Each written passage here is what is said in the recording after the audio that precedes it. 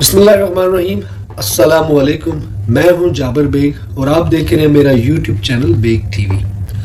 नाज़रीन, आज का मेरा ये प्रोग्राम बहुत ही स्पेशल प्रोग्राम है और इस प्रोग्राम के लिए मैं बड़ी देर से इंतज़ार कर रहा था कि इस प्रोग्राम को हम रिकॉर्ड करें और बहुत सारे मेरे दोस्तों ने भी इसके इंतज़ार में काफ़ी दिन गुजारे और वो भी इस चीज़ का इंतज़ार कर रहे थे कि हम इस वीलॉग को रिकॉर्ड करेंगे। बहुत स्पेशल इसलिए है कि जो मेरे आज के मेहमान हैं वो बहुत ही हमारे लिए वो बहुत लेजेंड हैं और बहुत मोटिवेशनल हैं वो हमारे लिए। और बहुत सारे ऐसे लोग जिनको अभी तक शायद उनका इल्म नहीं है, मैं ये चाहता हूँ कि उन तक जब ये बात पहुँचे तो वो भी इनसे बहुत कुछ सीखें, उनकी बातें सुनकर, उनका जज्बा, उनका जोश, उनका वलवला देखकर और उनका जो एक स्ट्रॉन्ग बिलीव है वो देखकर वो भी अपनी ज़िंदगियों को अपनी एक नई सिमत पर डाल सकें। तो आज की मेरी जो प्रोग्राम की मेरी मेहमान हैं वो यूके ब्लैकबर्न से उनका ताल्लुक है। साइमा अशरफ मेरे साथ है। साइमा अशरफ यूके की एक बड़ी बहादुर, एक बड़ी लगन रखने वाली बड़ी दिलेर लेडी हैं। साइमा अशरफ जो है वो ब्लाइंड हैं, उनकी बिनाई जो है वो कमज़ोर है, रोशनी उनकी आंखों में नहीं है। जब 12-13 साल की थी उससे पहले वो बिल्कुल ठीक थी, वो पढ़ती थी, स्टडी भी करती थी, लेकिन उसके बाद उन्हें ये आहिस्ता आहिस्ता फील होना शुरू हुआ कि उनकी जो आईसाइट है वो काफ़ी वीक है और वीक होती जा रही है। लेकिन उसके बाद जो उन्होंने अपनी ज़िंदगी के मराहल तय किए, जो उन्होंने चीज़ें जो अपने नाम की, जो उन्होंने बेहतरीन कारनामे सर अंजाम दिए, वो जब आप सुनेंगे तो आप दंग रह जाएंगे और आप खुशी भी महसूस करेंगे और बीच ही बीच में आप अपने मतलब सोचेंगे कि अगर साइमा इतने हिम्मत और जज्बे के साथ ही सब कुछ कर सकती हैं तो हमने ये सब कुछ अचीव क्यों नहीं किया। तो मेरे प्रोग्राम में जो आज की मेहमान हैं साइमा अशरफ है, ब्लैकबर्न से उनका ताल्लुक है। आप ब्लाइंड होने के बावजूद आप चार्टर्ड अकाउंटेंट भी हैं, आपने पुलिस में भी आप अभी अपनी खिदमत अंजाम दे रही हैं, चैरिटी वर्क बहुत सारा कर रही हैं, इसके साथ साथ वो रेडियो के अंदर अपनी प्रेजेंटिंग के भी फ़राइज़ अंजाम दे रही हैं और दीगर बेशुमार काम जो है वो उनकी पाइपलाइन में रहते हैं, वो कभी भी बैठती नहीं है और हर वक्त वो अपने आप को बिजी रखती हैं। तो वेलकम करते हैं साइमा को। साइमा अस्सलाम वालेकुम। वालेकुम सलाम जावेद भाई, कैसे हैं आप? अल्लाह का शुक्र है। साइमा बहुत शुक्रिया, आपने हमें ज्वाइन किया। काफ़ी दिनों से हम प्लान कर रहे थे, आप भी मसरूफ़ थी, हमारे पास भी वो मसरूफ़ी की वजह से टाइम नहीं था। बहरहाल एनीवे आपका बहुत शुक्रिया, thank you for joining us. Saima, मैंने इंट्रो में बताया कि ये प्रोग्राम जो है ये बहुत सारे लोगों के लिए एक सबक होगा, एक लोगों के लिए एक उनको मज़ीद जो उनके सोए हुए जो जज्बे हैं उनको वो उभारेगा। तो मैं चाहूँगा कि आप अपने मुतल्लिक़ हमें बताएं और मैंने सुन रखा है कि आप जब भी बोलती हैं आप हर चीज़ को बिल्कुल खुल के बोलती हैं। तो साइमा ये बताइएगा, जो हमारे लोग सुनने वाले हैं वो ये जानना चाहेंगे कि जो मैंने आपके मुतल्लिक़ बताया कि आपने ये सारी अचीवमेंट्स जो हासिल कर रखी हैं, इसके साथ कुछ और भी बहुत सारी होंगी जो शायद मैं मिस कर गया हूँ, तो वो आप बताना चाहेंगे डेफिनेटली, वो ज़रूर बताइएगा। तो साइमा, कब जब आपको ये पता चला, किस एज में थी आप और आपको क्या फीलिंग्स थी तब आपकी कि आपकी जो आईसाइट है वो अभी वो जो है कमज़ोर है, आप देख नहीं पा रही? तो अच्छा हुआ ऐसे कि जब मेरी एज थी यही 10-12-13 साल की एज में, क्योंकि एग्जैक्टली मुझे अंदाजा नहीं है, पहले तो महसूस ही नहीं हुआ ना कि कुछ इस तरह का इशू हो रहा है, बिकॉज इमीडिएटली मुझे नाइट ब्लाइंडनेस हो गई थी। और पता है आपको यहाँ यूके में तो स्ट्रीट लाइटिंग बहुत ज्यादा होती है, तो इसमें मुझे ज्यादा इश्यूज दिक्कत नहीं आई। उसके बाद फिर प्ले ग्राउंड के अंदर जब दूर से बच्चे मुझे बुलाते तो मुझे दूर से दिखाई देता कि कोई आवाज दे रहा है, लेकिन पता नहीं चलता था कि कौन है। और मैं 3 भाइयों से छोटी बहन हूँ और मैं उनके साथ अक्सर क्रिकेट फुटबॉल खेलती थी। तो खेलते खेलते मैंने देखा कि बॉल नहीं दिखाई दे रहा मुझे ना सही, लेकिन फिर भी मुझे समझ नहीं आई कि क्योंकि हमारी फैमिली में किसी को भी इस तरह का कोई आई साइट इशू था ही नहीं, तो इस तरफ मेरी सोच गई नहीं। फिर यहाँ पे अब स्कूल्स में नर्सेज आती हैं जो आई टेस्ट करने के लिए वो आते हैं, तो वो आई थी। तो उसने फिर जब आई है तो उसने कहा है कि आपकी नजर जो है वो काफी डिफरेंस उसमें आ गया है।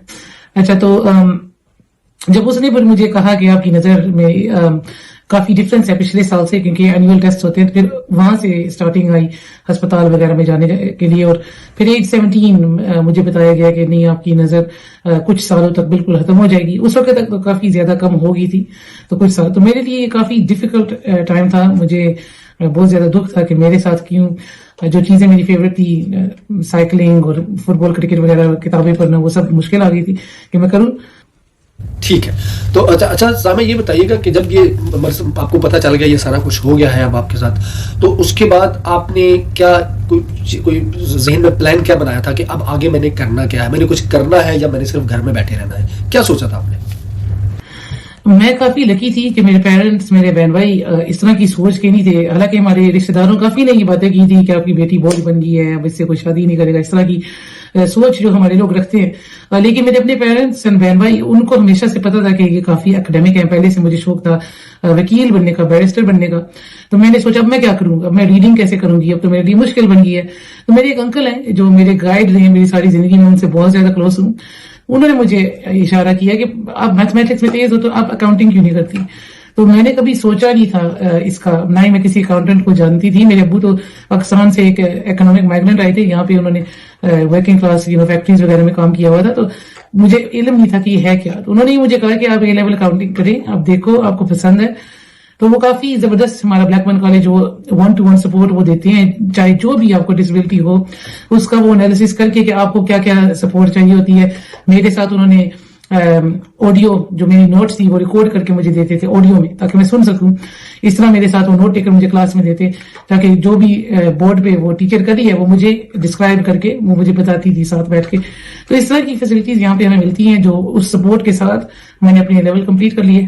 اچھا، سب سے جو اچھی بات جو میں نے آپ کی اس بات سے وہ لی ہے وہ یہ ہے کہ اگر آپ کے اپنے گھر کے لوگ، آپ کے فیملی ممبرز، آپ کے پیرنٹس جو ہیں، آپ کے بہن بھائی جو ہیں، اگر وہ اس چیز کا احساس رکھیں تو وہ بھی آپ کی آنکھیں، وہ بھی آپ کے ہاتھ پاؤں پیر سب کچھ بن سکتے ہیں. 100% یہ مین چیز یہی ہے، کیونکہ میں کئی لوگوں کو ملتی ہوں جسٹ بلائنڈلی اور بھی ڈسیبلٹیز. ایک تو ان کو ویسے ہی ایک ڈسیبلٹی آ جاتی ہے، لیکن اوپر سے جو فیملی والے ایک ڈسیبلٹی بن جاتے ہیں نا، اس مائنڈ سیٹ کو ہم نے چینج کرنا ہے. کیونکہ فیملی ہی پہلے انسان کو رائٹ آف کر دیتی ہے کہ بھائی یہ اس بندے کو فلانی بیماری ہے، فلانی ڈفیکلٹی ہے، اب وہ یہ کام نہیں کر سکتا. تو مین بات یہ ہے کہ آپ کچھ اسیوم نہ کریں. اللہ تعالیٰ جب ایک نعمت سے انسان کو آپ کو ہار ملتی ہے کسی نعمت سے، تو دوسری آپ کو جو ہے نا، میں کہتی کہ ڈفرینٹ سینسز آپ کو ملتی ہیں، جو مجھے بھی لوگ مجھے اکثر پوچھتے ہیں کیسے کرتی ہو، تو وہ چلو ایک نظر نہیں ہے، لیکن اس کے علاوہ اللہ کسی ایک نعمت سے محروم کرتا ہے تو پھر ہزاروں اور نعمتیں اس کے متبادل انسان کو وہ دے دیتا ہے. تو صاحبہ، آپ نے جب یہ سارا شروع کا پروسیس طے کر لیا اور آپ کے انکل جو ہے وہ آپ کے ایک مینٹور کے طور پہ آپ کے ساتھ آئے، آپ کے گھر والوں کی سپورٹ آپ کے ساتھ تھی، وہ انہوں نے پورا آپ کے ساتھ کوآپریٹ کیا اور آپ آگے سے آگے بڑھتی چلی گئی. اب آپ مجھے یہ بتائیں کہ اب آپ نے کیا کچھ اچیو کر رکھا ہے، آپ نے کیا کچھ کیا ہے، یہ تھوڑا سا بتائیں تاکہ ہمارے جو سننے والے لوگ ہیں وہ یہ جان سکیں کہ اگر آپ کے پاس آئی سائٹ نہیں تھی آپ کی، اگر آپ کے پاس نظر نہیں تھی، اس کے باوجود آپ نے کیا کیا کچھ کر لیا ہے. تو سب سے پہلے اس کے بعد تو میری ڈگری تھی مینجمنٹ اسکول میں گئی ہوں، وہ دنیا کے ٹاپ 50 یونیورسٹیز میں ہے، لانکاسٹر یونیورسٹی. تو وہاں سے میں نے اکاؤنٹنگ اور فائنانس کی ڈگری 2-1 پہ میں نے لی. ڈگری کے بعد پھر جو میری سب سے بڑی اچیومنٹ یہی ہے کہ جو چارٹرڈ اکاؤنٹنسی ایگزامس میں نے کمپلیٹ کیے. اور یہ ہے کہ کافی لوگ ہیں جو نابینا ہیں جو شاید چارٹرڈ اکاؤنٹنٹ ہوں، لیکن ان کا یہ مسئلہ ہے کہ وہ کوالیفیکیشن کے بعد ان کی بینائی گئی ہے. میں ایک واحد بندہ ہوں جو بینائی کے ساتھ میں نے یہ ایگزامز کمپلیٹ کیے تھے. تو یہ میری سب سے بڑی اچیومنٹ ہے. اس کے بعد مجھے کافی ایوارڈز بھی ملے ہیں، کمیونٹی ایوارڈز ملے ہیں. ادھر لنکیشر میں بھی مجھے مرسی سائڈ پولیس کی میں امپلائی آف دی ایئر بھی بنی ہوں 2020 میں، اور پچھلے سال یہ کووڈ کی وجہ سے مجھے لاسٹ اپریل میں ہی ملا یہ ایوارڈ. اور اس سال پھر برٹش مسلم ایوارڈز میں civil servant of the year میں ہائیلی کمینڈڈ آئی ہوں اس سال. ٹھیک ہے سلما، ہم اس چیز پہ زیادہ فوکس کریں گے کہ آپ وہ جو ہمارے لوگ ہیں جن کو بہت ساری چیزیں یہ فیس کرنی پڑتی ہیں، بہت ساری ڈسیبلٹیز ہیں، پاکستان میں ہیں، یو کے میں ہیں، پوری دنیا میں ہیں، ان کے لیے کیا بہترین میسج آپ دے سکتی ہیں جو آپ نے فیس کیا، جو آپ فیل کرتی ہیں، کیا کہنا چاہیں گے؟ میں ہمیشہ جب بھی مجھ سے یہ سوال کیا جاتا ہے میں سب کو یہی کہتی ہوں کہ کچھ بھی آپ اسیوم نہ کریں.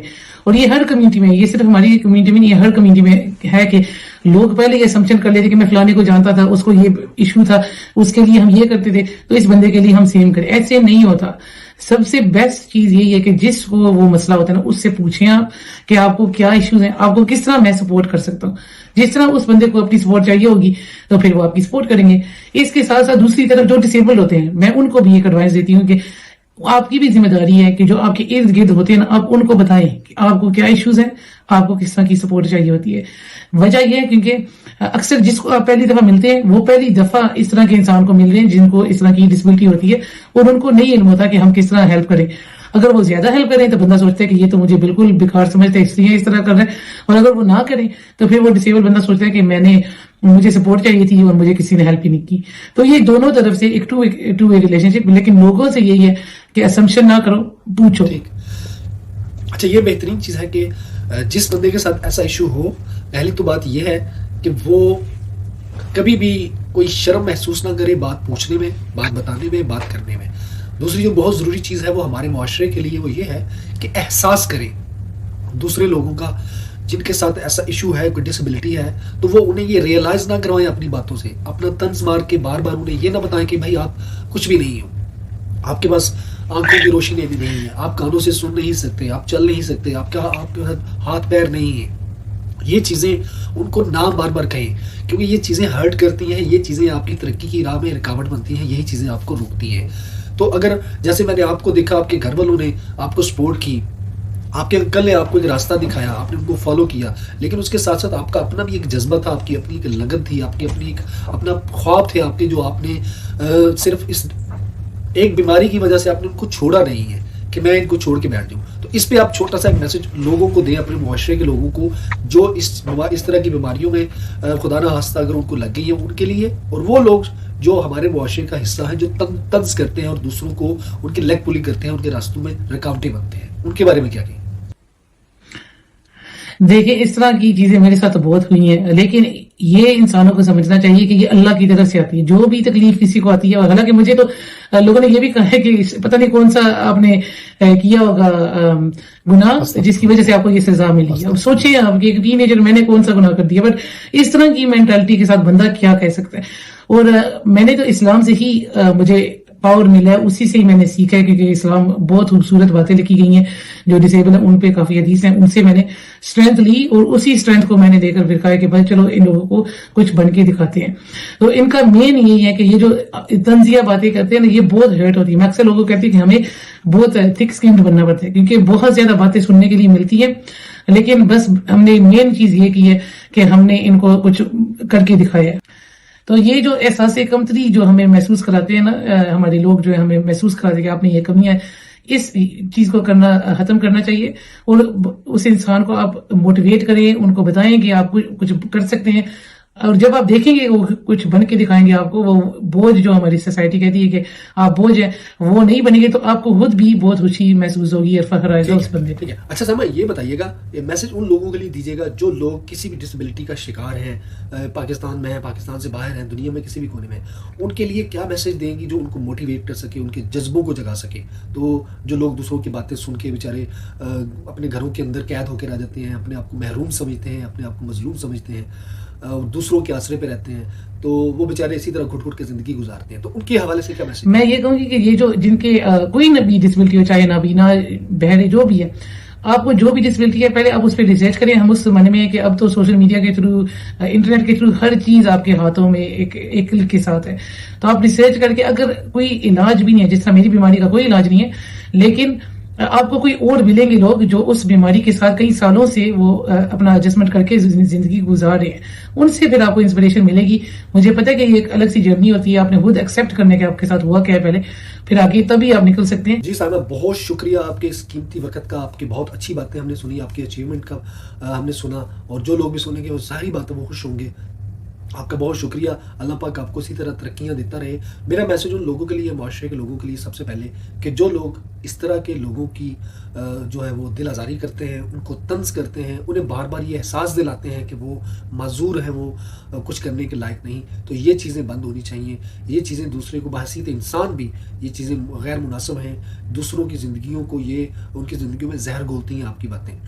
تو یہ چیزوں سے اجتناب کریں, دوسروں کی حوصلہ افزائی کریں, ان کی آنکھوں کا نور بنے, ان کی آنکھوں کی روشنی بنے, اور جن کے ہاتھ پاؤں پیر میں کوئی مسئلہ ہے, آپ ان کے ہاتھ پاؤں پیر بھی بن سکتے ہیں. یہ بہترین انسان کی نشانی ہے, نہ کہ آپ ان کو طنز کر کر کے ان کی زندگی کو اجیرن بنا دیں.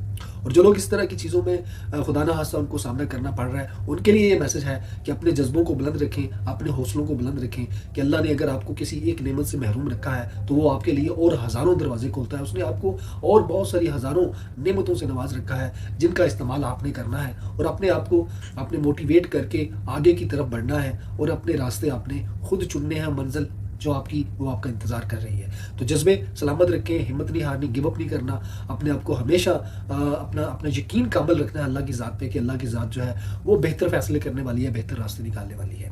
تو اپنے گرد و نواح کا بہت خیال رکھیے گا. اللہ حافظ.